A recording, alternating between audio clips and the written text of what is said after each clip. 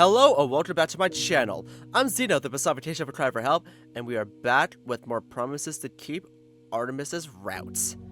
Before we get started, y'all, I want to mention something that I failed to mention in the last part that I just remembered because it's been quite a minute. But if you notice that in my last promises to keep videos with Hunter's update, I am more laid back and not as intense when it comes to being into or attracted to the characters and everything. Well, that's because I saw during that I saw a statement of that the developers and Cobalt, who is doing the sprite work, that they don't want their characters depicted or referred to in any sexual way whatsoever. And keep in mind, this was posted on their Discord server, and this was quite more recent. So throughout my playlist, when I was making those comments and everything, that was before they made that statement. So as of right now, to respect their wishes, I'm going to refrain from doing that whatsoever. Because as clearly as my channel is not meant for kids, it will never be meant for kids, I'm going to respect the wishes of the creators anyway. Because I like to be respectful. I am human. I think it's nice to actually listen to people and not be so completely dismissive. Welcome home. So yeah, with that out of the way, let's get started, shall we? So the last thing we left off on, Artemis had a whole panic attack and trauma response in the morning. And that kind of affected Leo, because Leo's like, what the fuck? I didn't do anything to you. What did I do? And Artemis is like, shut the fuck up and just stay where you are. You didn't do anything. And of course, Leo's not listening to reason, and he kept internalizing it, making it about himself. And I'm just like, Leo, it's a trauma response. It's not gonna be rational. Please, just chill for a second. Stay where you are. So yeah, that happens. Artemis almost got into a fight with Mr. Robinson over the phone when we tried to get him to convince him to take Diana in. Theo comes down and tries to plead with him, and Leo convinces him on account that we all do the work and not Mr. Robinson. So yeah, also we saw the inside of Artemis's room, and it's pretty messy and everything, and he's self-deprecating and everything, and he's a Sleep Token fan. But anyway, we got the shovel, and we're now at Diana's place, so let's continue onward, shall we? I only catch up to him mere steps from the finish line. Number 27. We pull up to the house to find Theo huddled with Hunter and Ollie, each of them practically shouting to make themselves heard over the tempest. There you two are. I thought I told you to stick together. Sorry. Artemis is very poignantly silent, averting his gaze. I wish I was explaining the plan. Theo gestures towards a narrow passage, leading to the backyard of the house. Her apartment is back there. She lives in the back half of the house, and the folks in the front are out of town. So we can't go through the front? Theo shakes his head. I already tried. Her door's in the backyard. Ah. This is going to be trickier than I thought. Not only do the snow piles constrict the already narrow pathways, but the uphill entrance to said pathway is mostly blocked by a submerged car. How the fuck are we going to do this? I'm going to carry her out. There's no way she can walk there by herself. But I don't want to risk that until we've cleared the path a little more. I turn to examine the buried driveway and notice Ollie looking at me. His eyes quickly dart away. Where's Rofi? I brought him in first. Theo heaves a deep sigh and pulls out his phone. I'd have stayed there with him for backup, but I've got to head across the street. He tilts his head towards number 30, the only lit up house on the block. I need to make sure Tom has everything ready. I'll come with you. Artemis says sullenly, sticking his shovel strap in the snowbank. What? For the second time today, I meet Theo's eyes and we share the same thought. Bad idea. Especially after the talk Artemis and I had in the living room. I can so clearly picture him knocking out Tom's teeth, and as funny as that would be, I open my mouth to object and... Artie. Ollie reaches out and tugs on the bird's hoodie sleeve. His gentle voice is almost completely buried by the wind. Maybe you and Leo should go help Rofi instead. He could probably use a helping paw too. Artemis stares at the dino, clearly on the brink of arguing. I think Hunter and I have things covered out here. Especially since you brought me this nice shovel. He plucks it from the snow and smells disarmingly at the blue jay. Thank God for Ollie. He obviously knows how to handle Artemis in situations like this. A quick look at the blue jay tells me he's wrestling with his thoughts. He knows he's being handled and is not thrilled about it. Alright. You're better at shoveling than I am anyway. Always have been. Okay, sounds like you all have this sorted out. I'll be back. Theo clumps off. I mouth a silent thank you to Ollie and prepare to head inside. I catch Hunter's eye on the way in. His usual smile appears after a brief moment. Everybody is looking at us. I wonder if they all heard our shower match in the kitchen. It wouldn't surprise me. I shake the thought out of my head and run to catch up to Artemis, already halfway to the door. With a few practice shoves, he's clearly used to damaged locks and rickety old doors. Artemis pushes his way inside, and I follow right behind him. And we're back in here again. The bird stops dead in his tracks, and I nearly run into him. Artemis? The combined stench of cigarette smoke and mildew hits me like a wall. Oh, woof! I turn to him with a nervous smile, desperate for some levity. She could use one of your scented candles, huh? Nope, wrong thing to say. Funny stuff, Leo. Real hilarious. He spits out the simple retort and stops through the musty entryway. I think it's time I shut my mouth. No more talking from Leo today. I follow Artemis into the acrid bowels of the house. As I enter, a gruff, hoarse voice grates me. Who's this? Hi, Diana. Again. Oh dear. I spot the three of them immediately. The old woman glares at me from her ancient armchair. Thin, pale, and trembling, one milky eye staring off past me into forever. Artemis hovers at a generous distance, regarding her with a mix of trepidation and subtle disgust. Diana? These are friends of mine, Artemis and Leo. They're here to help. Ruffy's demeanor comes off calm, but I can feel the tension behind his words. More help? Not sure how much more help I can take right about now. And what the hell kind of name is Artemis? The bird rounds on her, wings and nostrils flared. It's my name. You got some kind of problem with it? Oh god. Can't any part of this mess be simple? Maybe I can't afford to shut my mouth just yet. Ruffy, what do you need help with here? He gives me a look that clearly says a lot. He nods his head to the corner of the room. We both follow. Ruffy scratches an ear, lowering his voice to a hushed whisper. I'm not really sure what's going on with her. Medically, I mean. Look at her arms. She's diabetic. She needs her juice box. Now that he points it out, I see one of her arms shaking rhythmically, back and forth. She's having a tremor beyond what I'd say it's normal, and it started maybe a minute before you guys came in, which is annoying. I was thinking... Okay, so what is it? Artemis cuts in, brusque and high-strung, and I wince. He seems determined to fight with literally all of us today.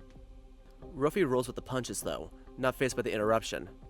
Well, like I said, I'm not sure. It could be a normal tremor. It could be a movement disorder, but... But what? Ruffy plows on, raising his voice louder to stuff out the interruption. I think I'm most concerned about hypoglycemia, low blood sugar. She's been sitting here, drinking for 2 days without eating anything. It could cause shaking, weakness, and to throw people into seizure episodes if left untreated. She already has diabetes at baseline. So what? We just give her some juice or something? That fits it, right? Well, I need to get a blood sugar level first. I need to make sure she isn't in some sort of sugar crisis that we'd be making worse with juice. Artemis, do you know what a glucometer looks like? A machine that measures sugar levels. Yeah, obviously. I'm not a hatchling. Obviously? I have no idea what that looks like. I'll go fetch it, shall I? He adds petulantly, before turning on his heel and walking away. Before he reaches the door, Ruffy calls out to him. Sorry, if you see any sleeping pills, those might be helpful too. In a desperate sigh. Well, I'm not a doctor, so you'll need to be more specific. Ruffy's face scrunches slightly, and a bit of confidence leaches out of his voice. Benzos. Any medications that end in Pam. You should know what they look like, right? The bird freezes, as if Rofi's words were a splash of ice-cold water. What's that supposed to mean? Rofi recoils at Artemis' sudden anger. Mean? I don't know what... What the hell are you trying to imply? I didn't mean to imply anything, I just... He clears his throat, regain his composure. Please, just grab those things for me. We'll be here. Whatever. The bird turns and sulks out of the room, leaving just us two. Bird has got a real beat on him, don't he? And Diana. The dog ignores her and turns to me, eyes full of confusion and regrets. Sorry, we're staying focused. No need to apologize to me, Rofi. Okay, Leo, can you go to the fridge and grab anything with sugar in it? If the problem is low blood sugar, we could easily correct it with selling sugary. I nod and take my leave, letting the dog to attend to Diana once more. I find her fridge quickly and locate a few cans of soda and a couple juice boxes, pushing aside a forest of empty bottles and old, rotten food. The day has gone so completely off the rails. I'm starting to feel like a passenger on a runaway train speeding into the station. What can I do to turn things around? Can I do anything at this point? Shit, Diana? The sudden curse, Rofi, stares me, and I hurry back with the drinks. When I get back, I see Artemis and Rofi held next to the couch. Diana's arm shaking looks worse. The movement's now spreading up to her shoulder. Artemis' face is tentatively expressionless, but I can see the worry plain in his eyes. Okay, Diana, I need you to stay awake. Listen to my voice. The youth glares at him, clearly uncomfortable but alert. We're going to check your sugar now, and then we'll know what's going on, okay? He turns to Artemis. Okay, I need a finger stick needle, the test strip, and the glucometer. Artemis? The bird jumps, startled to be addressed directly. What? Artemis, I need you here with me, okay? I'm here. I wish I was anywhere else, but I'm here. A finger stick needle, the test strip, and the glucometer, please. The bird mutters something under his breath and hands Rofi what he asked for. Diana, I'm going to prick you now. She jerks her good arm back before Rofi can fully grasp it. Diana, I need you to work with me. Like hell I will. You better have good malpractice insurance Artemis stands up, towering over Diana's small figure. You want to start taking some responsibility for your own health? You have a medical provider trying to figure out what problem is keeping you and us here in the cold. Diana finds a fight in her, despite her condition, and yells back at the bird. What? Do you want a medal? What the fuck is your problem, Stinny? She said twink! Rofi steps up, hackles raised, voice piercing the argument. That's enough! He shoves the balls of benzos into Artemis' outstretched claw. If you want to help, then start by crushing 2 of these. I don't know if she's going to be able to swallow the full pills. Crush with what? And where? Rofi's tail flicks, annoyed. I don't know, just figure it out. I need to get the sugar level. You think you're some kind of heroes. So far the only thing you've done is nag at me and mess up my house. Diana ignores Rofi completely and continues shouting, her arm still twitching violently. Your house is a fucking pigsty. The only way we can ruin it any further is with a wrecking ball. Rofi here is doing his absolute best to treat you and you don't give a shit. You won't even give him your fucking finger. I got a finger for you right here. Artemis' feathers puff up from head to tail. Listen here, you sour old bitch. Either you let him prick you, or you tell us to get the fuck out so you can wither away by yourself. Someone kick Artemis out. Someone just kick him out, okay? Leo, kick him out. Because he's not helping whatsoever. I'm sorry, but like, he's been picking fights with everyone. With Theo, with you, with Rofi, with Diana. Jesus Christ, what's his problem? Like, again, he had like a panic attack this morning and everything. But since he doesn't want to talk about it, what the fuck should we do then? We can't do anything unless he wants to let us in. And clearly he doesn't want that. So there's nothing else to do but just kick him out since he's clearly not helping.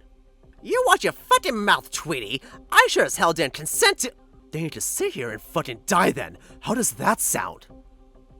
Okay, both of you need to shut up. Rofi steps between the two of them, his voice far more booming and authoritative than I've ever heard it. Artemis, go outside and help the others. Leo, stay here with me. Artemis stares past Rofi at a spot on the wall, clearly fighting back to retort. He knows he's not helping, I can see it in his eyes. With a final curse, he throws everything in his arms onto the floor and stomps out of the house.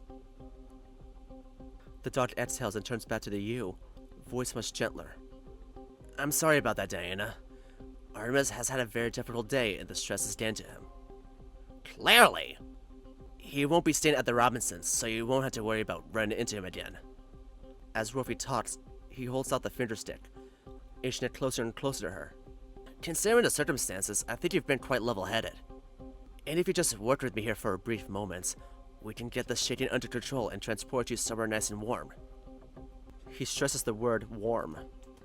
The old woman grumbles out a biting reply, but she holds out her arm. Rofi pokes her non-seasoned hand with a needle, drawing a drop of blood that he cleansed with a test strip. I suddenly remember his request for crushed up pills, but as I reach for the bottle again, he reads aloud. Bingo. 20. She's hypoglycemic. I scramble and reach for a can of soda, hand it to Rofi. The dog opens it, but before handing it to her, reads the label. Sugar-free, won't work. He reaches for a juice box amidst a pile of Artemis's findings, and opens it, holding it up to Diana's mouth for her. She takes a few sips, before the sound of the front door slamming open and shut startles all of us. Theo comes in from outside, his stormy brow already furrowed. Snow clings to him like briars, and he looks freshly annoyed after dealing with Tom. I just ran into Artemis on his way out and he looked awful. What? There you are, Theodore! You got some nerve leaving me alone with your little elves here! I'll explain later. Theo, I need you to help me pack a medical bag for her. Rofi carries on, still focused on getting the rest of the juice into Diana's system. Even to the untrained eye, her arm already looked a little less shaky than before. I look between him, Diana, Theo, and the doorway. I don't know what I'm supposed to do here. After only a few seconds of silent confusion, Theo snaps into action. He and Rofi start coordinating her transfer in earnest, leaving me frazzled and uncertain in the periphery. I should just follow Artemis. You shouldn't, honestly. What good am I in a situation like this anyway? I mumble something about checking on the others and hurry from the room, largely unnoticed. I escape the smoke-stained entryway and emerge into the crisp winter morning. I take several long, deep breaths, savoring the smoke-free air. The snow is still falling, threatening to cover everything I see. I round the corner of the house and spot them immediately. Yeah, this is not good! This is not good! This is not good! Artemis shovels with his back to the others, attacking the snow with a singular violence, carving a raw, jagged line across the street. Ollie turns to me as I reappear, face full of questioning concern. But I have no explanation to give. Hey, Leo? I'm just gonna be further down the street. Just want to get started on this section too, before Rofi and Theo finish up in there. Alright, sounds good. My voice sounds strange, as if someone else were speaking through my mouth. The Daniel shovels past me, now out of earshot. I trudge over to the spare plastic shovel and wrench it out of the drifts. I'm really not sure what else to do, so I guess I'll shovel now. Try to make myself at least somewhat useful to somebody.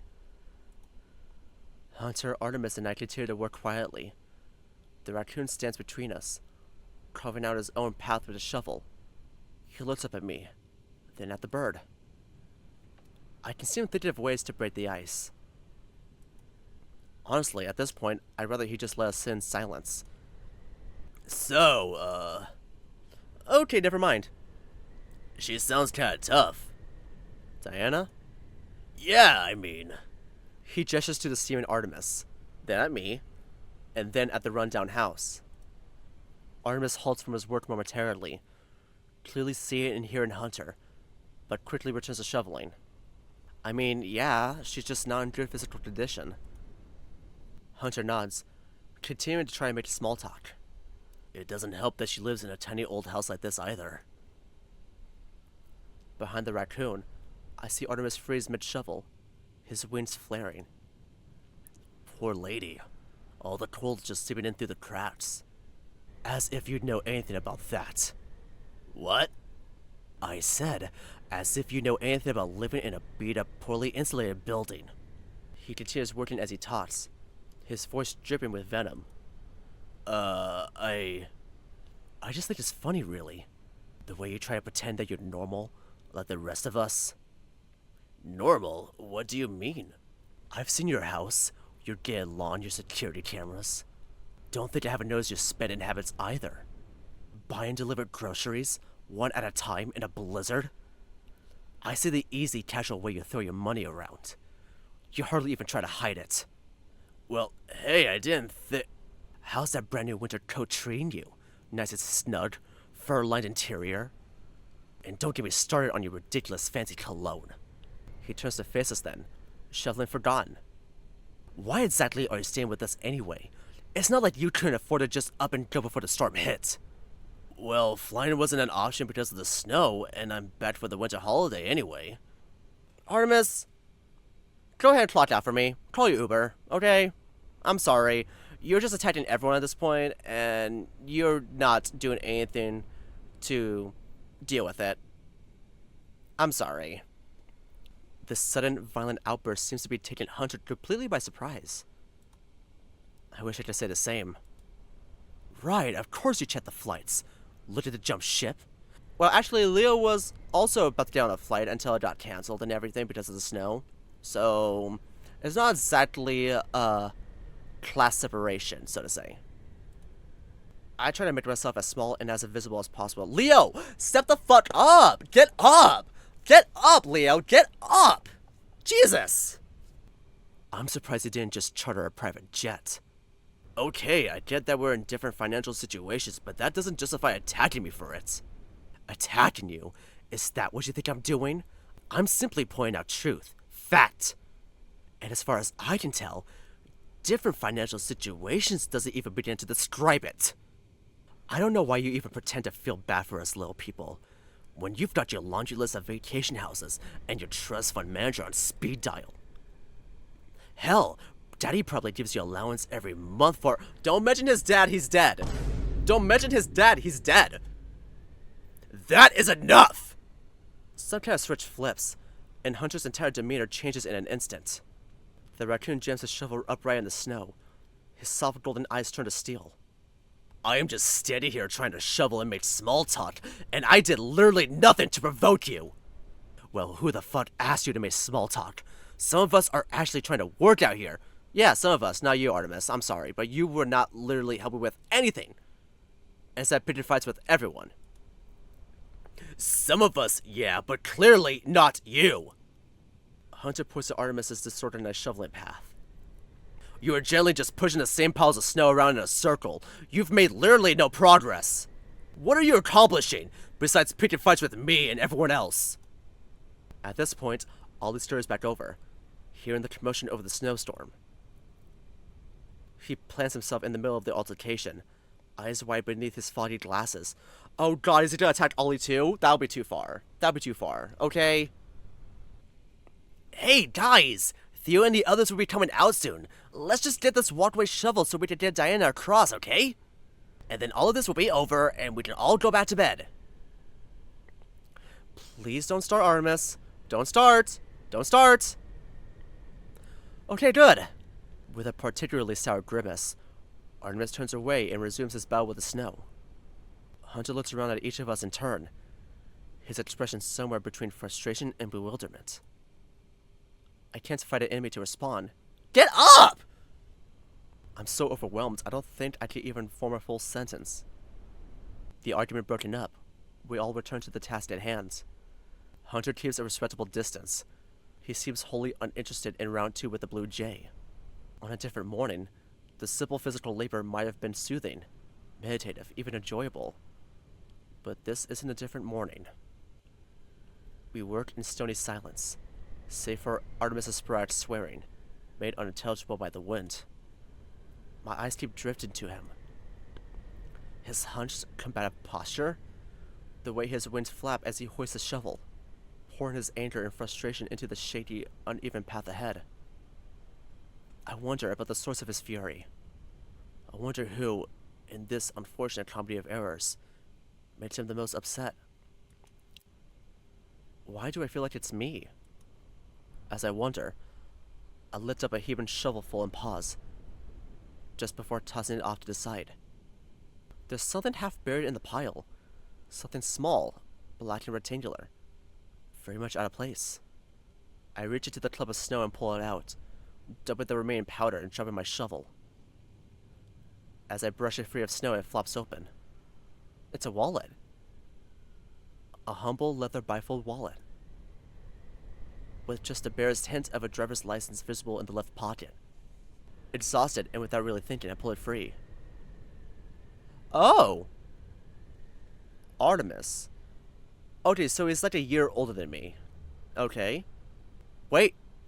D. Ironson. This is definitely Artemis's wallet. I recognize the photo immediately, but not the name printed next to it. Oh wait, his first name is under the thumb, isn't it? Huh, I wonder. Oh, for shit's sake! I look up. The blue jays pan down his various pockets, scan the snow around for any trace of... Where's my fucking wallet? Anyone see? His burning gaze lands on me. Suddenly, I get the distinct feeling that I've made yet another terrible mistake. As I watch, Artemis's face morphs from irritated to embarrassed to panicked. Hey! And finally to violently, overwhelmingly outraged. I didn't think he could get any angrier than what I've already seen. I was wrong. He throws a shovel to the side and storms up to me, beak splitted in a vicious snarl. Fucking give me that! With a flash of talons, he rips the wallet from my shady paws. The loose driver's license tumbles downward, like a glass off the edge of the table, and plants itself Artemis side up in the snow. For a breathless moment, we stare down at it, and the indifferent photograph stares back. Don't look at that! Artemis dives and snatches it back up. And don't fucking touch my shit! He advances on me, sticking his snapping beak right in my face. You fucking hear me? I wasn't, I didn't. I can't form any words. I feel the tears coming hard and fast. That's mine, and my shit is none of your business! I open and close my mouth uselessly, like a gasping fish out of water. My overheated brain barely registers the quick clump of snow boots, and I feel a strong paw grab me by the shoulder. Oh dear! Hunter pulls me aside and steps between us, his broad shoulders nearly blocking Artemis from view. Will you just stop? What's the problem this time? Fuck you. This is none of your fucking business either. A moment later, Ollie arrives in a desperate panic. He pulls up beside me and reaches out a gloved claw. Artemis, it's okay. You don't have to do this. I know we're stressed and upset right now, but if we can all just calm down... He's gonna blow up at Ollie. Oh no. Oh! Artemis swats Ollie's claw away with a reading smack. Don't you fucking tell me to calm down! Don't fucking any of you ever tell me to calm down! All at once, in rapid succession, Hunter lunges forward to pull Ollie back. Artemis recoils, and Ollie stumbles into Hunter's arms. And I stand and watch and do nothing like the useless kitten I am. Get up! I watch as a horrified realization blooms in Artemis's frantic eyes. He slumps backward, all the fight drained out of him. I watch as Hunter backs up even further while holding Ollie, turning repeatedly between the two of them, his face shifting into an inscrutable mask. I'm sorry. I'm so sorry, Ollie. I didn't... God damn it! He yells into the air, backing away even further. I should go. I need to go. I'm no fucking help here. No fucking help at all. This is it. This is what always happens. This is all I can do. All I ever do is hurt people. He turns back towards Theo's house and slinks away. Come on, Leo, you have to say something. Do something. It's now or never. I slip around Ollie and Hunter and start running after him, my boots practically moving of their own accord. Artemis, please wait. Leave me alone! His tear-stained cry freezes me solid. Please, just leave me alone. Fine. If that's what you want. I let him go. After a few more steps, he breaks into a half-run, vanishing into the wide expanse. I turn and hurry back to the others. Ollie, are you okay? The dinosaur nods his head up and down a number of times, claws buried deeply in his pockets. That was way out of line. Leo? Hunter pushes a little more, addressing me directly. What's going on with him? This is like a total 180 since yesterday. Did something happen? Yes. The single word burns in my chest. Hey, a little help over here? Theo emerges from around the side of number 27, carrying a misshapen bundle of fabric and limbs. Oh god, the old lady, I can't believe I almost forgot! Ollie and I race to Theo's side. Theo takes every step with diligence and heavy certainty, eyes and limbs locked in tight focus. As he passes me, I sneak a glance at Diana. The old sheep looked smaller than ever, wrapped in her flimsy clothes, her one good eye buried in Theo's chest. Her milky right eye stares upward into the yellowing dawn. Seeing what? I cannot say. After a collection of tense forevers, Theo mounts the steps to number 30, and Trophy pulls the door open. One by one, Theo, Ollie, and Rofi step inside. I hesitate, lingering at the entrance. Rofi and I make eye contact, and I mouth a "need me" at him. Please say no, please say no, please say no. He mouths back no, then gives me a thumbs up. Thank God. I take that as my cue to leave, shutting the door behind me, and letting out an exhausted sigh. Why do I feel so drained? It's not like I did much of anything.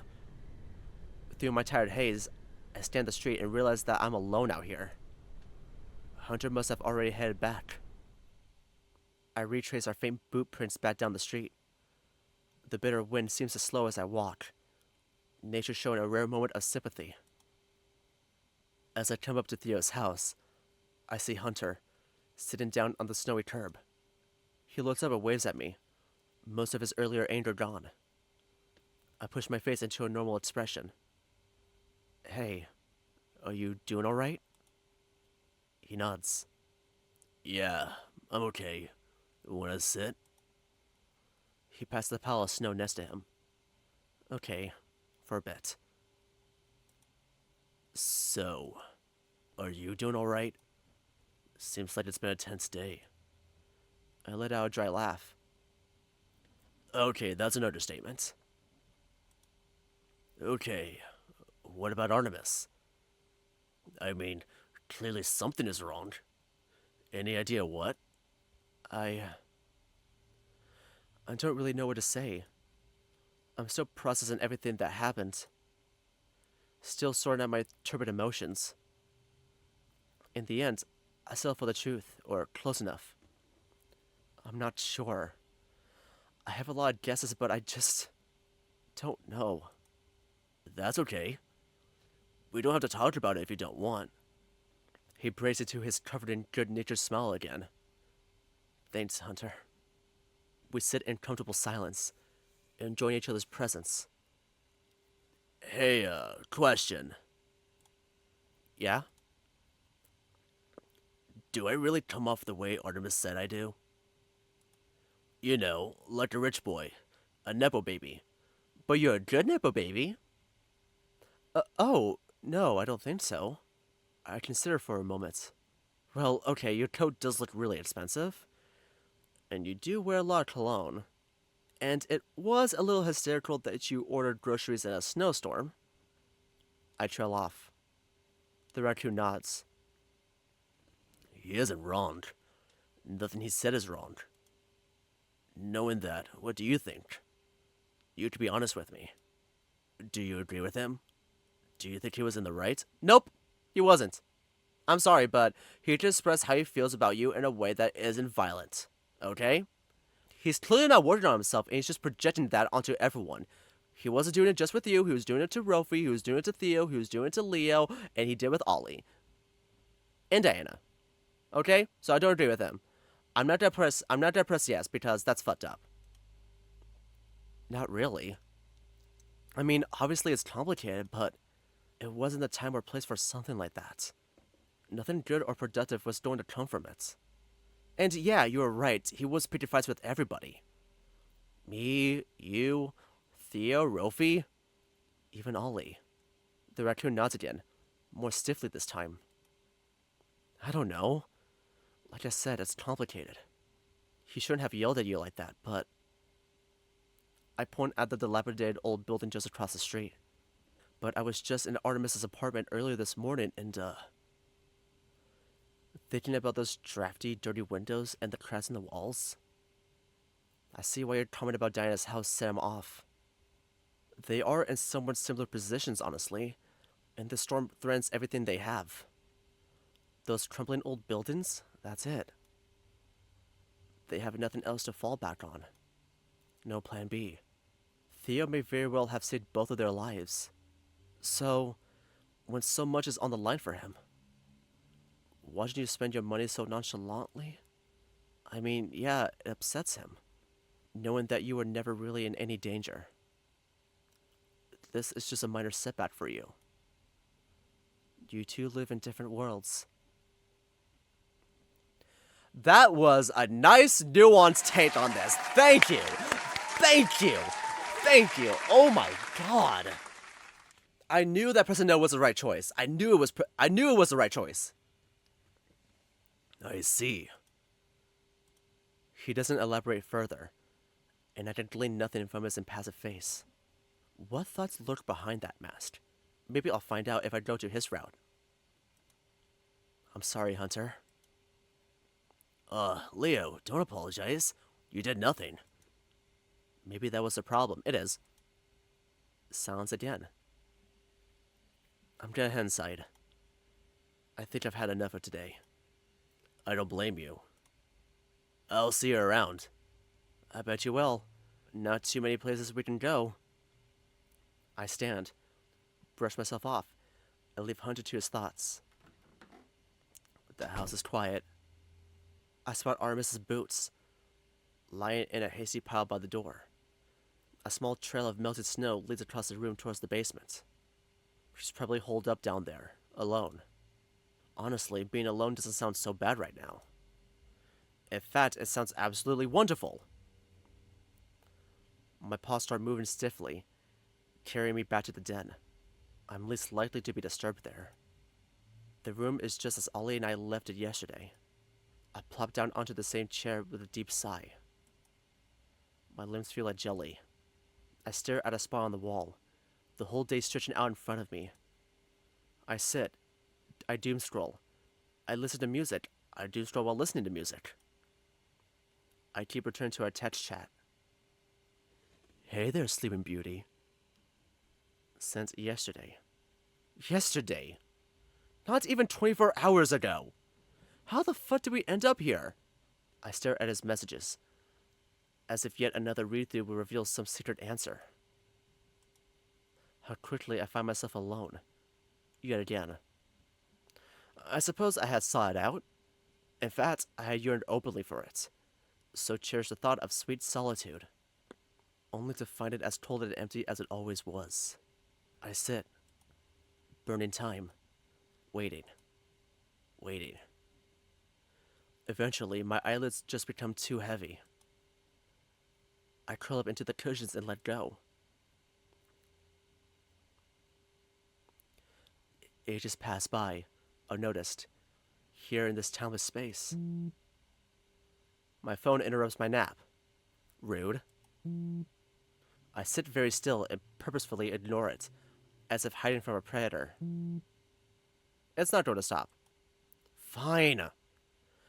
I crack one eye open to look at the screen. It's Ollie. Hey. Are you busy right now? Can you come meet me in my room? Judging from his word choice, he doesn't just want to hang out. I'm not really hyped to do this, but he definitely wants to talk about Artemis. I'm on my way up. Reluctantly, I pulled myself out of the armchair and tucked my phone away. Thankfully, I don't run into any of the other guys on my way up. Are you gonna answer? Come in. Ollie loads up from his laptop as I enter, slipping off a pair of headphones. Hi, Leo. Thanks for coming up. Sure. So, I'll get right to the point then. My hunch was correct. I'm sure you've noticed, but Artie is really upset. No kidding. My voice comes out just a little bit petulant. I can't help it. I want to reassure you that I don't think it's because of anything you did. Kind of feels like it is. Ollie shakes his head, clapping his claws together nervously. No, I promise, it's not you. Yeah, okay, sure. That's what Artemis said too, over and over.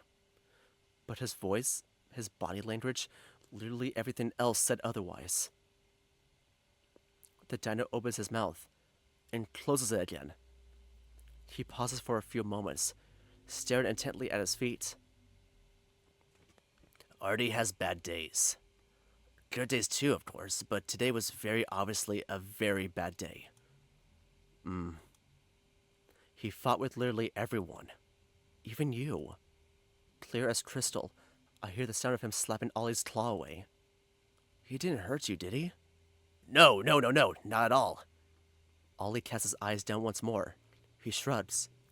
It's okay. We've had enough long talks at this point that I know it isn't personal. I know it isn't about or because of me. He looks back up at me, sincerely, deathly serious. And that's why I think it's not about or because of you either. My eyes start to sting. Yeah? Yeah. Ollie, I want so badly to believe you. Do you want to tell me what happened? Not really. Okay. Ollie gestures to the chair in front of his desktop. You can have a seat if you like. I promise it's comfy. Or you can have the bed if you prefer. Wordlessly, I slip into the chair, sinking into the soft cushion. It is pretty comfy. Ollie waits patiently. I guess it started early this morning. When I woke up, it's like he was frozen, like rigor mortis.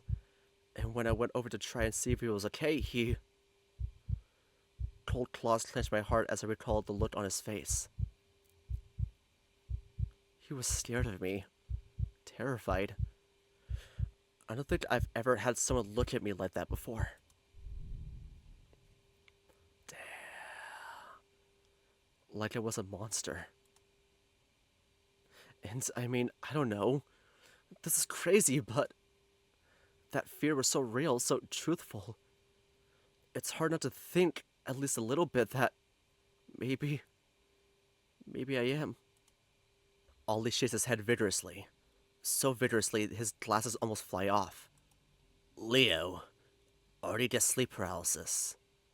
That explains it. It's these random terrifying attacks where your brain goes completely off the rails. You can't move, you can't speak, but you are wide awake and panicking. You never know when it's going to strike, and there's basically nothing you can do once it does. That's how it's been described to me anyway. Ollie's voice changes, deepens, like a door creaking open into a pitch-black room. Sometimes you see things. I guess your brain is like halfway between sleep and waking, and the lines between realities are thin. Sometimes you see nothing but the room around you, the shadows and the darkness. But you always feel the fear. I really don't think I can adequately describe it. Artemis can't really put it into words either. From what I gather, it's a fear like nothing else in the world. A deep animalistic horror beyond all reason. and you're completely paralyzed. Just watching. Whatever you see inch closer. Like prey facing down a predator's jaws.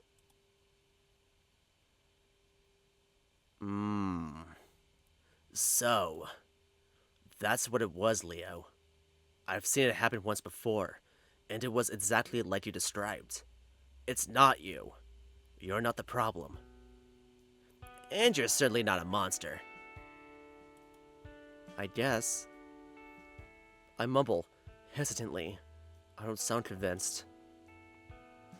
You don't sound convinced, Leo. Yeah, I don't know. I guess I just... What? You guess you just what? Ollie waits patiently. You know this feeling. You two are old friends. I feel... What? You feel what? Name it, Leo. Spit it out. I feel guilty. Guilty? My whole face burns bright red. A physical, visceral shame flooding through me. Light up my skin and bleeding through every pore. I want to disappear. I want to sink into the blankets on the bed. I want to fall through the floor and the earth beneath, and fall and fall and fall until I vanish. I want to turn invisible, so that no one can ever see me ever again. Yeah, guilty. For what? The words wither and die on the tip of my tongue. Did you do anything to Artemis? You can tell me if... No!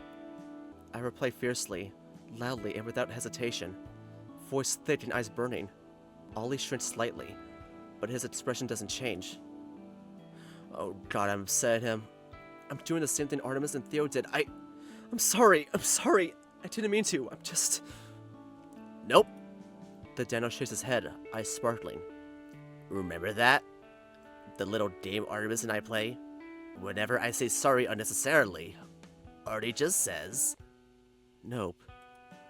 My rasping voice cracks again, muddled by a bizarre jumble of laughter and tears. I must look like a total fucking mess. I scrub my misty eyes with my sleeve, as if that will do anything. So, you really didn't do anything to hurt Artemis. We've established that. No, I didn't. I didn't think so, not even for a second. Let me ask then. Why do you feel guilty for something you didn't do? The words hang heavy in the still air. To be clear, it's okay that you're feeling guilty. I mean that. Whatever you're feeling is okay, no matter what it is. Just make sure you acknowledge it. After all, denying your feelings won't make them go away. Acknowledge that feeling of guilt and ask yourself why.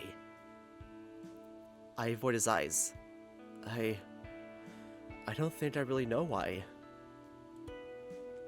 That's okay too. It's okay to feel something without knowing why. But it's not okay to let that feeling go unexamined. To let it blindly lead you without asking where or for what purpose. And I think that's what you're doing here. You're just following the feeling down that path. You are accepting blame for crimes you did not commit. I guess when you phrase it like that, it sounds crazy. Ollie shakes his feathered head firmly. No, not crazy. Just irrational. And we all have irrational thoughts sometimes. I have tons of them. Metric tons. Like, constantly. Me too. Hashtag twinning! Ollie's comment catches me so off guard that I burst out laughing. He goes bright red. Like that just now. That was actually a crazy thing to say. The Xeno scratches his crest with a goofy, embarrassed smile. No, that was completely normal and hilarious. I readjusted my chair, wiping my eyes again, as the last few fits of giggles forced their way out. Ollie joins me in my mirth, nestling further into his pile of pillows and blankets. It feels so good to laugh, to shake free some of the string of tightness that had built up in my chest. I had been so wound up, so frightened to share my feelings, so sure that no one would understand. And in just a few words, Ollie had brushed all that aside, and that's why he's best boy. transformed it into laughter. Grief shared is divided. Joy shared is multiplied. I had noticed this a few times before, but Ollie becomes a completely different person when he talks about Artemis. It's as if his jumpy, anxious energy is channeled entirely into focus and razor-sharp insight. The two of them have been close friends for a while, I suppose. Ollie's probably had a lot of time to think about conversations like this. So, do you want to talk about what happened after that, or? Yes is my immediate response. Yes, I want that very much. I feel like I could talk to Ollie forever. Yeah, I really do. Just give me a moment. He waits, just as patiently as before. I gather my thoughts, my breath, is my composure, and try again. I'm honestly just so confused. I thought everything was going pretty well. I guess I should have known better, but last night we had a moment out on the porch. I felt like I was getting through to him. Ollie nods. I think you were. Full disclosure, Artemis told me about it. He waves his phone, claws tapping a neat rhythm on the case. We chatted for a while after you went to bed. My heart jumps into my throat. Remember when I said you were easy to talk to, our first night here? Well, Artemis feels the same way. You're an excellent listener. My face burns red again, for a different reason. So, I was just really surprised and upset when it all suddenly got so weird. Suddenly he wouldn't look at me, would barely talk to me, and the inroads I made seemed so temporary and shallow. And all the shit with Diana did not help. No, it definitely didn't. I feel like if this had happened on any other day, the two of us would have been able to just talk it out. Probably. But there was just no time. And having to talk to Tom and Diana just made him even more upset. Understandably. They are incredibly difficult people, very backwards and inflexible. And those kinds of people really frustrate Artemis. And after that, I mean, it was all downhill from there. Poor Hunter. He really ripped into him. Ollie nods, picking absentmindedly at the end of his tail. And then there was a whole mess with the wallet. Ollie nods again, now tightly focused on me. I mean, I just found it, that's all. I just picked it up. I didn't know it was going to upset him so much. And I'm not really sure why. I stare at him, hoping he'll jump in with an answer. He nods a third time, clearly prompting me to continue. I hesitate, anxiety getting the better of me. I shift in my seat, fiddling with the zipper on my jacket. I don't want to assume something that isn't true, but I don't want to look like an idiot or an asshole. Maybe it's too late for that. The only thing I noticed was the name was different on his license. But I didn't say anything, and I mean, it's not like that bothered me or anything stupid like that, but I'm just kind of confused and I don't want to assume anything or... Okay, so... Ollie interrupts me. Thank God. I'm very thankful we had this talk. I'm happy I got to hear your side of the story, and glad I could clear some things up for you. And? But I think it's time you go talk to Artemis yourself. Frustration and familiar trepidation surge right back. Okay. I don't know if now is the best time, though. He did say he wanted to be alone. I think now is exactly the right time. I think your talk will be the most productive right now, while emotions are still high.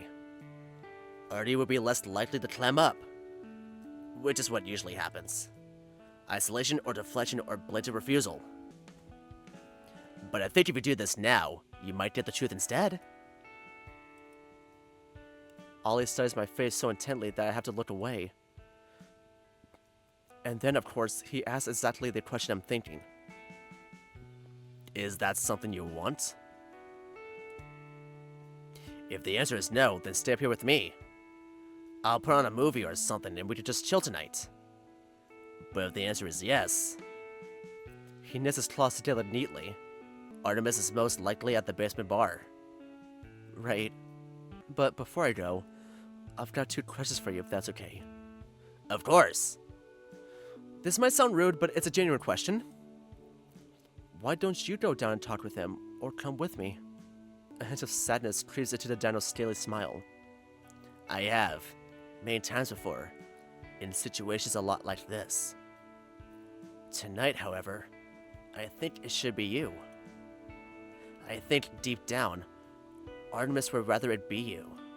My heart stirs and jumps. Okay, that's one. What's your second question? Moment of truth. I notice, this whole conversation we've been having about Artemis, you didn't use any pronouns, like, at all. I think it's time.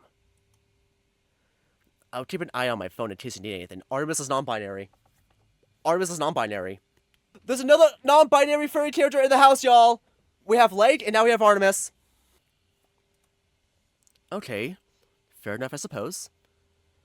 I stand, both knees popping as they strain.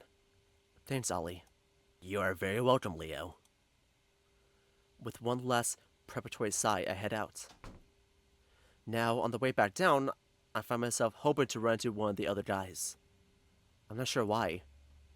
To delay, I guess. Finally, I see no one. I stop for a minute in front of the basement door, trying to steady my breathing. My chest feels tight, as I prematurely respond to the anger I'm sure I'll face. I creak open the basement door. The lights are off. The dim light from the living room reaching only so far underground. It's just as dark as it was this morning. I descend, taking the steps one at a time. I see a shadowy figure slumped over at the bar, perched on one of the stools. Artemis? He doesn't even shift in his seat. Artemis, it's me. He doesn't respond at all. Can he even hear me? I pass softly into the room and fumble around for the light switch.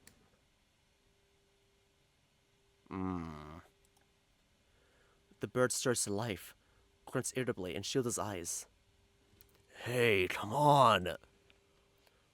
He's drinking. Or they're drinking. His voice slurs and slushes like sludge. Just leave me alone tonight, Ollie, and turn that fucking light off. He turns around, pulling out a set of earbuds, and freezes in place. Behind him, I spot a mess of dirty glasses and upturned bottles of liquor, most of which were unopened the last time I saw them. Well, fuck. This isn't a good look, is it?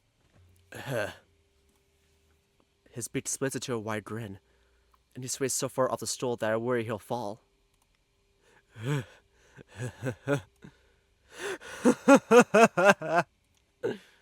Laughter bubbles up and out of his mouth, and he finally does fall, catching himself on the nearby stool at the last second.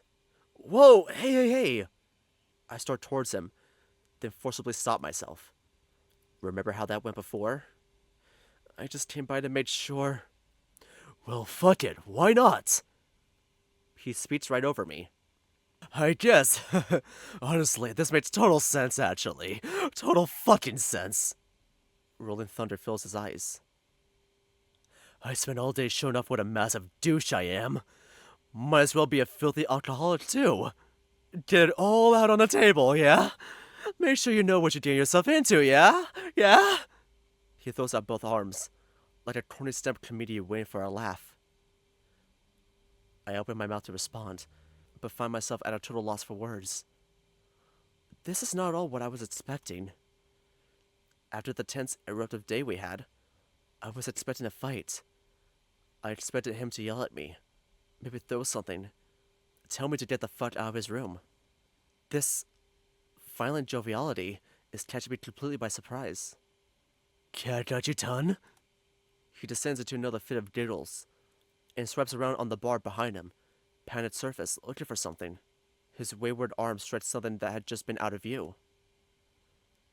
I watched a small orange pill bottle hit the counter and slide off, bounce merrily across the floor, and roll to a halt at my feet. Did you take those? While drinking?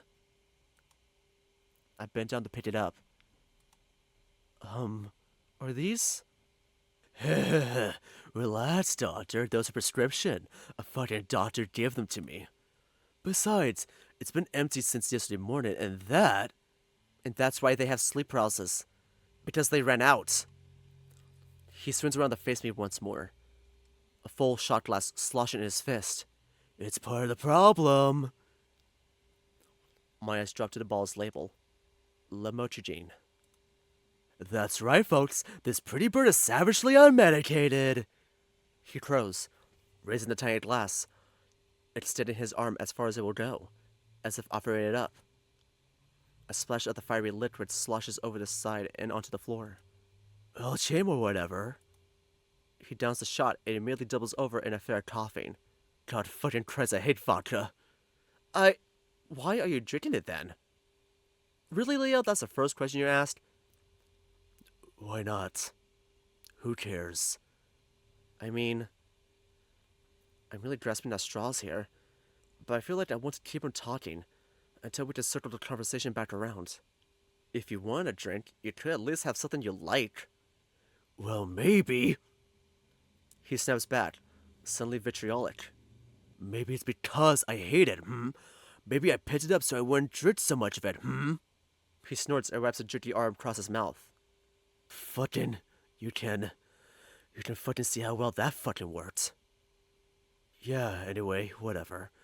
Last refill was supposed to come in today, but obviously the whole world stopped turning, so...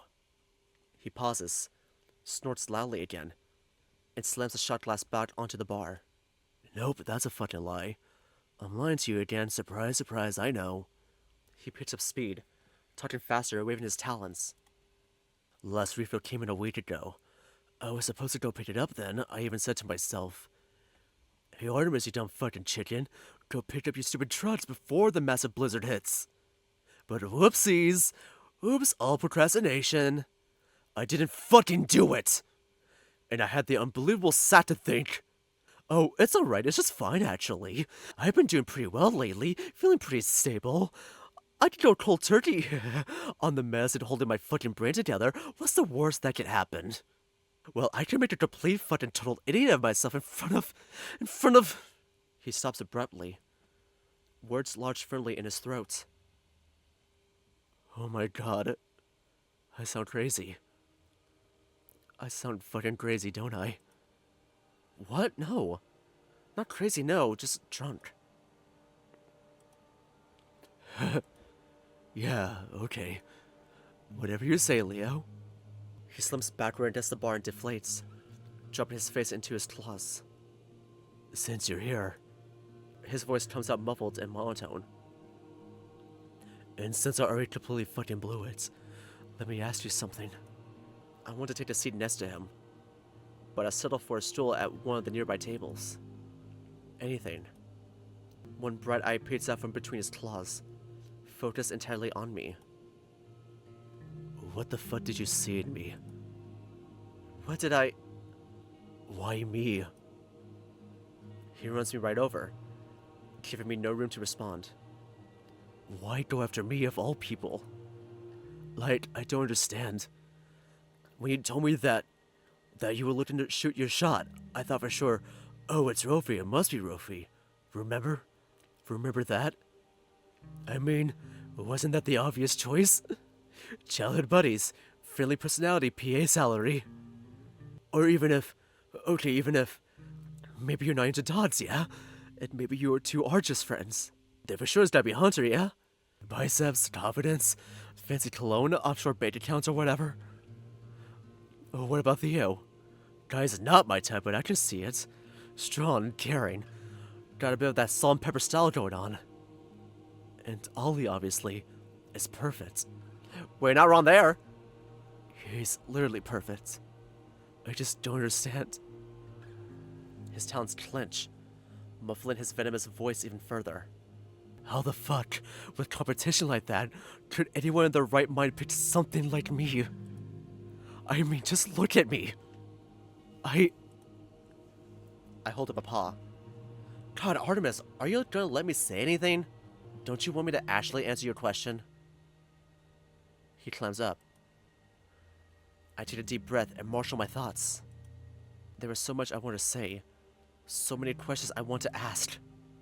He's put up so many walls, I can't just crash right through. I have to take it slow and measured. Peel back one layer at a time. I have been looking at you over the past few days, and believe it or not, I liked what I see. He snores again, but doesn't interrupt me. He struggles for the bottle and takes a swig. I'm serious. You're obviously going through it right now, but I've been watching you since we've met. You mentioned Rovi's friendly personality as if you don't have one yourself. You made me feel welcome right away. You were so cool, but cool in an inviting way. I'm doing a bad job describing it, but... You weren't cool like I am way better than you. You were cool like let's be cool together. I tend to be drawn to cool guys, but most of them are so self-centered, so aloof. And I mean, I can tell that wasn't you immediately. Otherwise, you and Ollie wouldn't be so close. He's a great judge of character. And it's obvious that he cares about you a lot.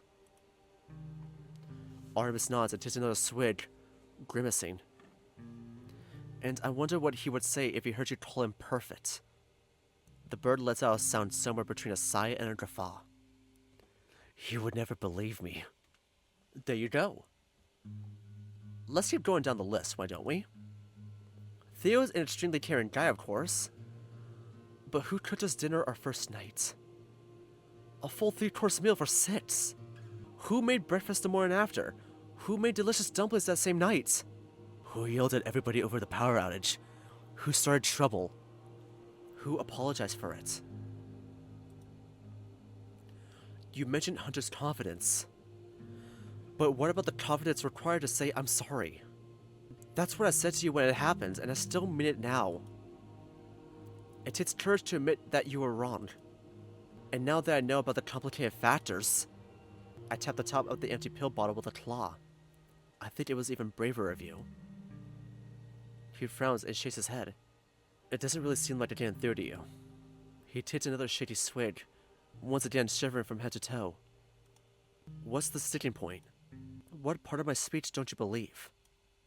He faces me with cold, red-rimmed eyes. Apologizing doesn't do shit. Flinty and sharp. It doesn't erase what happened. The right thing would be not to do it in the first place. So what? The right thing to do is to be perfect? You know that's impossible. I offer him a grin. Even for Ollie. He doesn't smile or laugh. He tips the ball back and swallows a massive gulp, face set in a strict rictus, like a martyr bearing their punishment. And all today, I was so horrible to you, and you were just trying to help. I shrug. You're talking to me now. I'm grateful for that. Too little too late. Says who? Why is it too late? I'm still here, aren't I? The corners of his mouth quiver and shake. He's openly swaying now, like an old tree in a gale. And you're still here with me, right now, in this basement. And we're having an open, honest discussion, right? Another half-laughing, half-choking sound. He won't look at me. My already flimsy confidence starts to crack. A cold drop of sweat rolls down my neck. We are having an honest discussion, right? At last he meets my gaze. More than anything, he looks tired. He looks like the most tired person on the planet. I don't even know anymore. I don't know what the truth is. And even if I did, it wouldn't stay true for long. You think so? Yeah, isn't that obvious? I mean, fuck, look around you. Look at the world. Madness and murder are normal and expected. Money is power, and power is everything. And anything you can't put a price tag on is fundamentally meaningless. Everything changes every day. Every morning you get out of bed and look outside, and nothing is the same as you remember it. While you were asleep, the earth kept turning and left you completely behind. That's just how things are. And that's just how I am too. Fickle. Inconstant. Unreliable. even to myself. Especially to myself. And if I can't be true to myself, how can I ever be true to anybody else? I just don't trust anything. He throws up his talons on the last word and runs them, exasperated, down his face. How can I? When I have no idea how I'll feel when I wake up tomorrow. No idea how I think, what I'll believe. And you shouldn't trust me. Why not? I asked calmly, genuinely. Because I'm a liar! He shouts insistently, jamming a thumb into his chest. I've been lying to you, to everyone, this whole time! What do you mean? When? Like how? Here's a real easy one. How about when I promised you, yesterday morning when I looked you in the eye and said, I'll be chill from now on. I promise. That was a fucking lie, obviously. Instead, I hopped on the freak-out bus and drove right into Breakdown Canyon. Oh yeah, here's another one. Remember that text I sent you? I apologize again to Theo for being so harsh. And also for all the old man jokes. Gonna be extra nice to him for the next few days, just in case. Nope. Fucking bit his head off the first chance I got, didn't I? Or how about... You'll see me tomorrow. I'm not going anywhere. And all I did was run from you. So there, you see? I'm a liar, and a coward, and a fucking flake. Always so quick to promise, and so slow to prove. His voice falters mid-thought. Something about this moment feels important. It feels wrong for me to interrupt, so I wait. Artemis is silent for a long time. I watch him cycle through phases. I watch him shake like a leaf. He is clearly very drunk now. You can't trust me because I am a lie. When you look at me, you see nothing but lies. A whole messy web of them. Some constructed, some natural. Silence, save for the patter of snow and wind on glass. I think it's time to rip the band-aid off. Earlier today, when I picked up your wallet, that obviously upset you. Can I ask why? I could guess, of course, but if possible, I'd like to hear from you. Rip off the NB tag, Monarch! Rip off the NB tag, Monarch! Come on! Come on!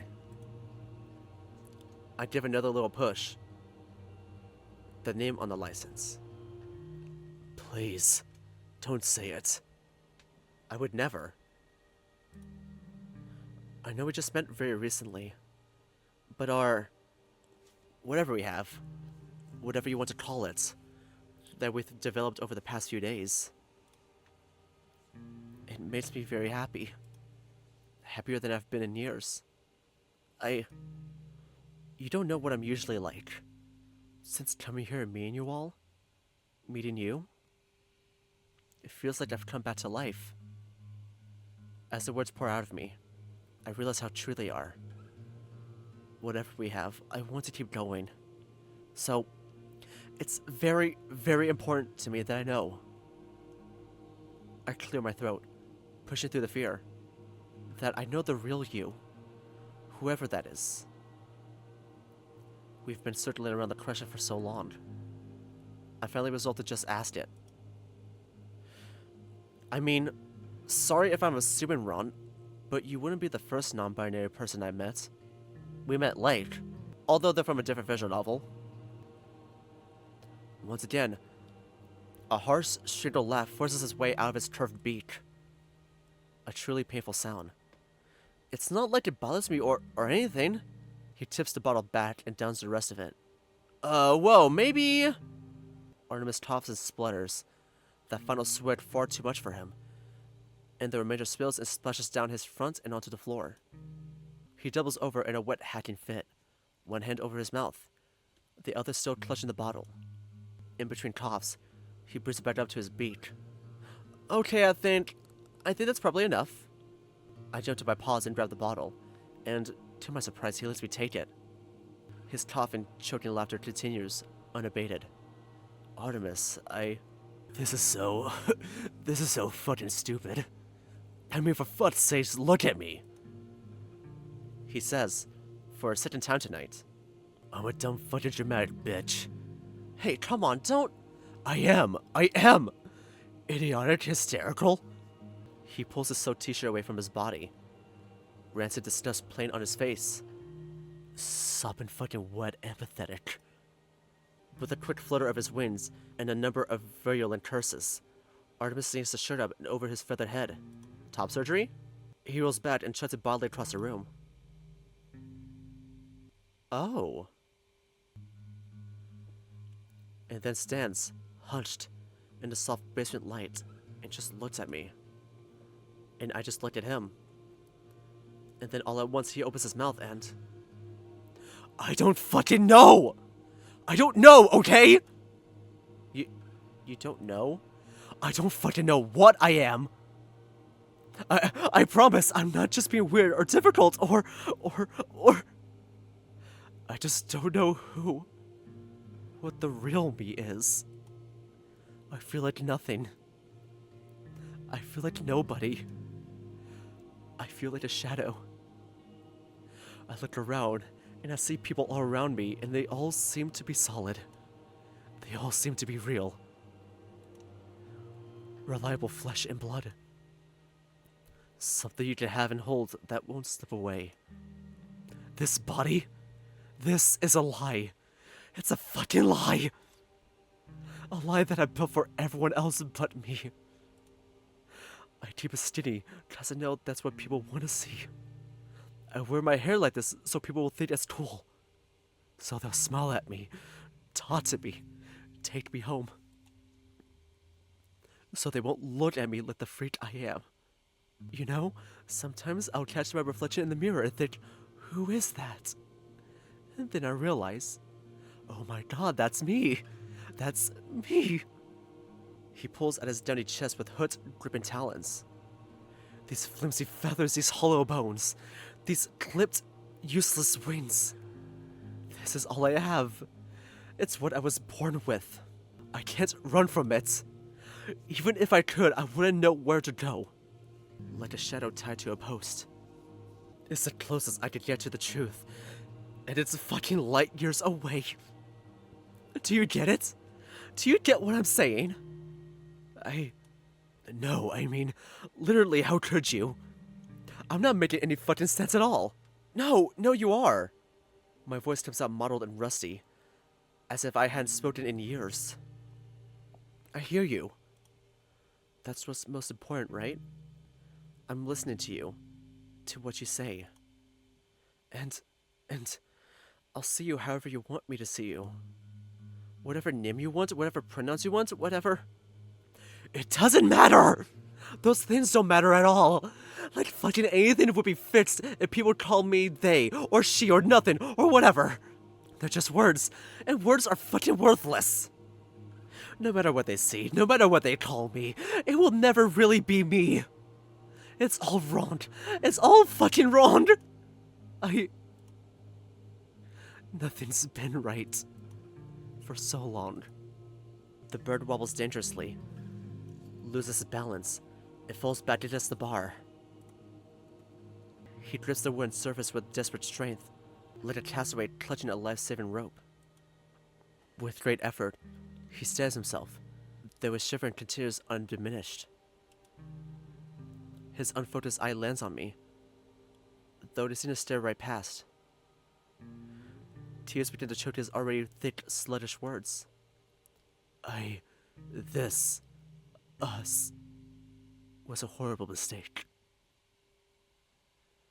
My heart sinks deep into my gut, as if I'd just been punched. It was a bad idea from the start. I was just too stupid to realize it. We're not doing this again! We're not doing this again! First Yorkie, now you? Jesus Christ! Artemis, please, don't say that. I can't stay still and silent anymore.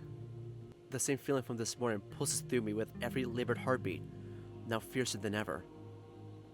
With my entire being, I want to hold him.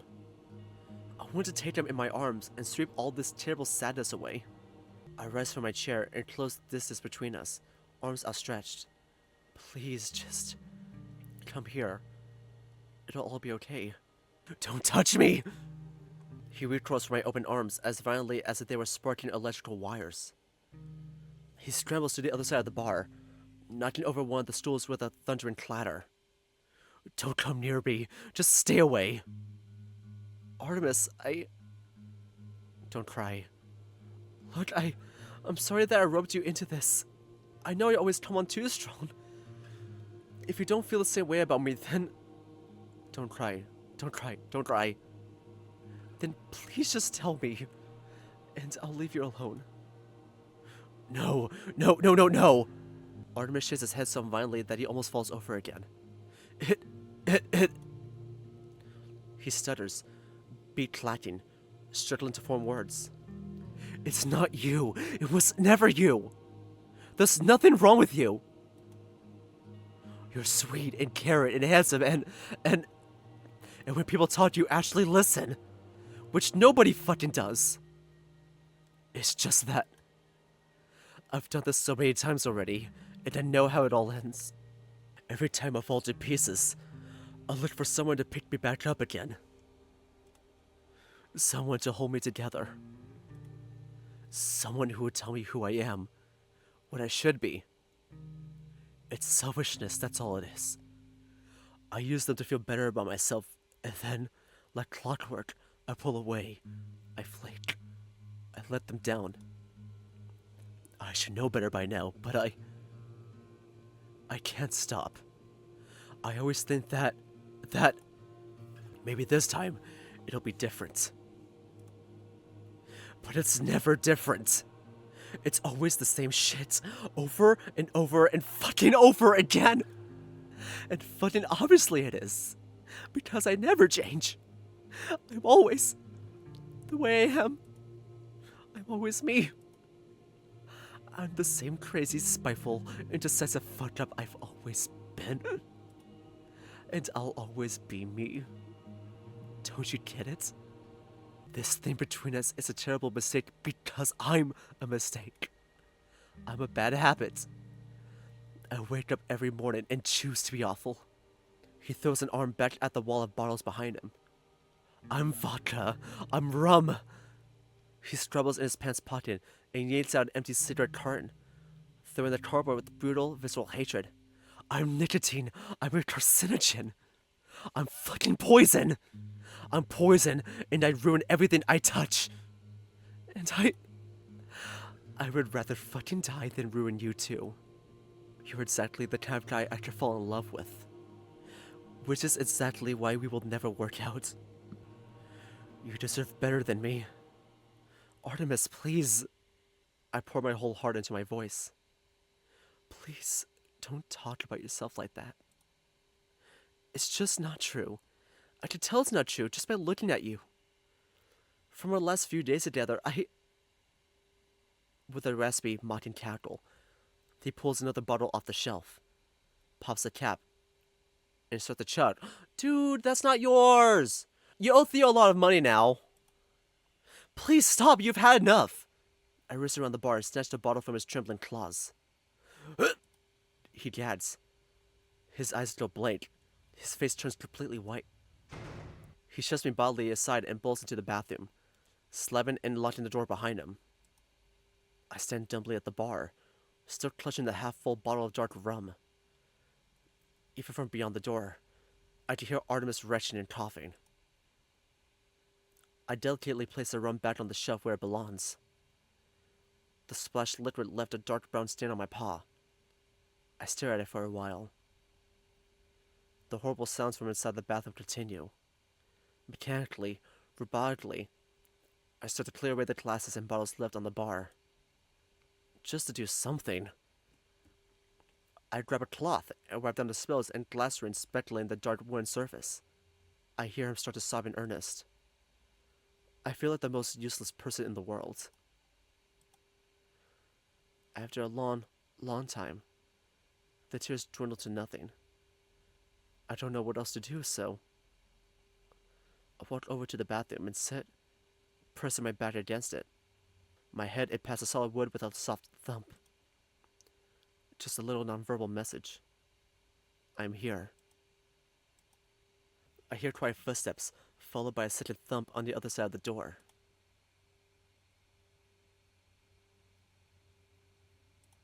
We sit. Me, bathed in the soft light of the jukebox. Artemis, adrift in darkness beyond their barrier. I find I have something to say, so I say it. You know, I love the name Artemis. I think it suits you down to the ground. She was the goddess of the moon, right? A sharp-eyed huntress? That just seems fitting for you. You know, I've always loved looking at the moon. When I was a kid, I had a bit of an astronomy phase. Made my parents buy me a telescope and everything. I was not hugely successful. I was young and had trouble committing to any hobby. I never grew out of that, honestly. Plus, with all the life in the city, it was hard to see anything clearly. But the moon was always there. When I got tired and frustrated trying to find and memorize dim constellations, I could always count on it. I always thought it was so beautiful. Not because it was perfect, but because it wasn't. Its topography is rough.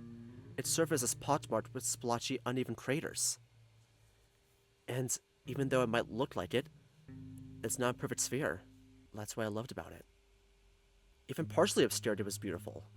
When it disappeared, I knew the rest of its luminous face was just hiding behind the earth. Just because I couldn't see it doesn't mean it wasn't there. And of course, none of us ever see the dark side of the moon. The laws of gravity means it only ever shows us one of its faces and not the other. But that doesn't mean it's not there. You said that you feel like nothing, like nobody, like a shadow. That people look at you but never really see you. Maybe they're just seeing one side of you. The side illuminated by the sun. But that other side of you is still there. It exists. And if it exists, then it can be found. It can be seen. It can be known. It took a long time, but we, as a species, were eventually able to take photos of the dark side of the moon, to learn what it looks like. It wasn't impossible. It just took time and effort. And everything worth doing takes time and effort. You know, this is actually something I've been thinking about for quite a while. When we meet someone new, introduce ourselves, shake hands, we're not really understanding them. Or even after years of knowing someone, when we think we've got them figured out, they can still radically surprise us. Sure, we see how they look and we hear what they say, and based on those perceptions, our brains make educated guesses about who they are. We build an image of them in our minds. But that image could be utterly incorrect. Maybe we missed a vital clue or jumped to the wrong assumption. Or maybe, for whatever reason, they showed us something other than the truth. Sometimes I think that we, as people, will never truly understand one another. We're trapped in our own heads, after all. I will never be able to hear your thoughts or feel your feelings firsthand. I guess, in a sense, when we talk to each other, it's always like this. I gently tap on the door with a claw. Twice. We're always communicating through a closed door. Right now I can picture you. I can imagine you, sitting on the other side of the door. You're faking it. You're selfish. You're too hard to love. You deserve this. You always do this. Waste of space. He hates you. Pathetic. But I can't see you. I can't truly know what's on the other side. But maybe, eventually, if we keep talking and listening to each other, keep sharing our thoughts, stories, laughters, tears, dreams, maybe then the door will open, and at long last we will truly meet. And until then, I'll keep searching. Searching for the dark side of the moon. Aww. To be continued on that? Holy shit! Damn! It was in a very, like, grim but hopeful note. Will Artemis open the door in the next update? Who knows? Also, damn, this video is long. Fuck. I didn't realize how long it was gonna be. Oh well. That means all you Promises T fans get a little special treat. Support them! Now! Holy shit. So, we don't know what Artemis is. Even Artemis doesn't know what he, they, she, it, Z is. I got really intense with that scene when Artemis was just drinking away and everything. They do know that they're gonna have to pay Theo back at least, right? You know, because that is his alcohol after all. Who knows? Well, I don't know what the next update will be, but honestly, I'm glad I played this. I love this update. I love Artemis. God, so much. So much character from them alone. Also, Ollie, when you said I think it's time, you didn't mention how fucking messed up it was. Jesus Christ, yeah, a smile on your face and everything. Well, I hope all you PTK lovers enjoyed this little special, really long part of Promises to Keep. And until the next update, thank you all so much for clicking on this video. If you enjoyed it, give it a like, and subscribe if you're really interested. I'll leave a link to the visual novel in the description below where you'll play it for yourself, as well as a link to the official Promises to Keep Blue State page, as well as a link to my Blue State, which will support me there as well. And as always, I'll be leaving a link to the visual novel me and my good friend Xeno and Panda made for the 2025 February Game Jam called When You're Mine. Please still show your support to it. If you do enjoy it, maybe consider rating it and comment on it on itchio. We love reading those, it makes our day. As always, thank you all so much for watching, and I'll see you in the next video. Bye bye!